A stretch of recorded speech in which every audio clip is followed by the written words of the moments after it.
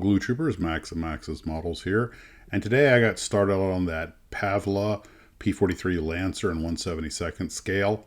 And I can understand why a lot of people have some issues with this kit. The moldings are okay, but there's no alignment pins.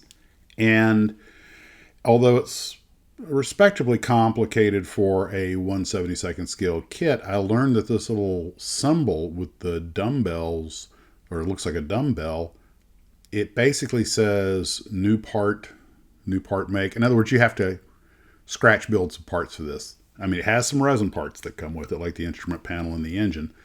By the way, don't cut the back block off the engine like I did. Turns out they want you to keep that on there to go on the firewall. Oopsie.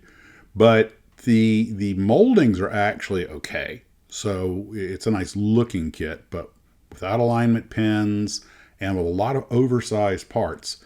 If you want to make it tail wheel down, then you have to put this holder into this mount into the tail section, which is at least half again as wide as it should be. You have to cut about a good half of it off, a third off each side, or a quarter off of each side. Same goes for the cockpit. It's way too big to get in the airplane. I don't know why they made it that way, but I had to whack off about a quarter to almost a third on each side to get it to fit. So that was unexpected. The gear doors have a part of the door molded in place that you have to cut out if you want to make it gear down, and you still have to trim up if you want to make it gear up. The good news is the gear doors do fit in nicely. So I was kind of not sure what to make of this thing. Like I say, the resin and the moldings are okay, but the concept of having to make so many little parts yourself, and the butt joints on all the components on the tail, the wings, when I got them on the fuselage, have enormous gaps in them. So it's lacking a lot. I will give them credit for having detailed instructions at least, but I wouldn't call it a crap kit, but I understand why people do. And once I had the interior all painted and managed to get the cockpit wedged in there with the instrument panel, which is a little trickier than it should have been, then got that clamp down, sealed up, and then I had to cut out the clear parts because it's a vacuform canopy. And working with vacuform at that scale and that small, that's really tricky. It took me quite a while to cut those out. But anyway, I've gotten through it. I'm putting in Chinese markings, so it'll be basically olive drab with Chinese markings and the blue and white rudder, which is one reason I went ahead and painted the rudder white in advance so it would look better once the decal goes on it. But this is not by any means the best kit I've ever built, but it's got potential. I also did a little kit bashing, or started some kit bashing, just playing around. I did not get to the helicopter today. I'll get to that when I'm done with these, I think. Unless I change my ever mercurial mind. Right now I've got a bunch of parts on sticks up drying and everything.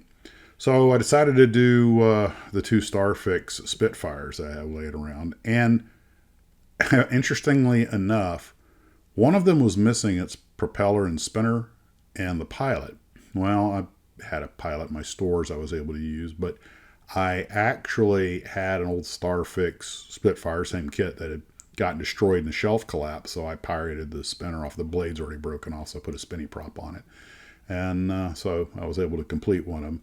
And like I said, I wanted to do something different, so I put it in Russian markings. And the nice thing about Russian markings, all kinds of different paint schemes you can use. Like most Air Forces, they had a lot of different schemes. I've got plenty of Russian decals, so that came in handy. And I didn't bother with trying to putty up the seams or anything. When an airplane's this inaccurate, what's the point?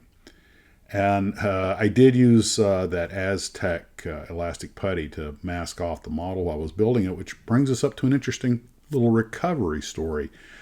I was digging through there and something hard, felt like a rock, hit my finger, and I dug it out.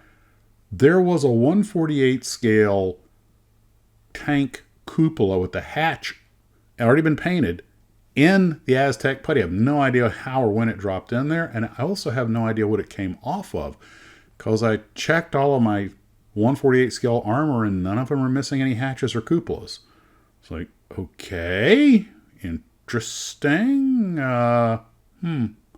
So I'll go back and, look at the instructions on some of them, see if there was one that had a cupola option that I didn't go with or something, but interesting. Okay, out of timeline note here.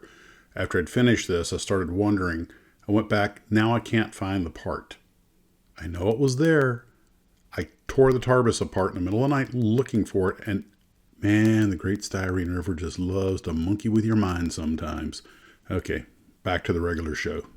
I also started the other Starfix Spitfire, but I got fuselage together, interior paint and everything, and I got the underside.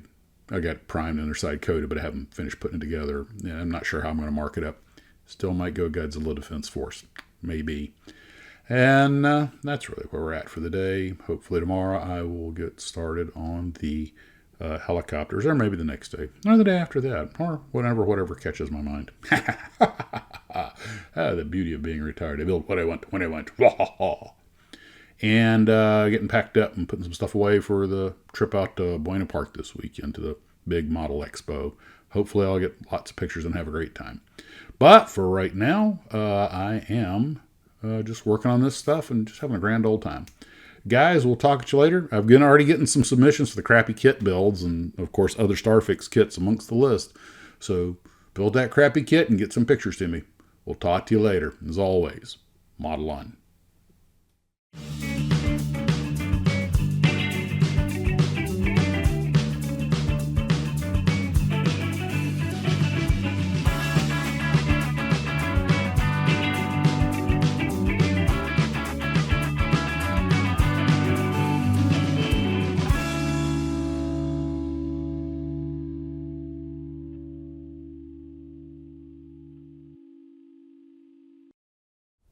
Where is that frickin' part? Why is this bugging me so much? I don't even know what it goes to. Jesus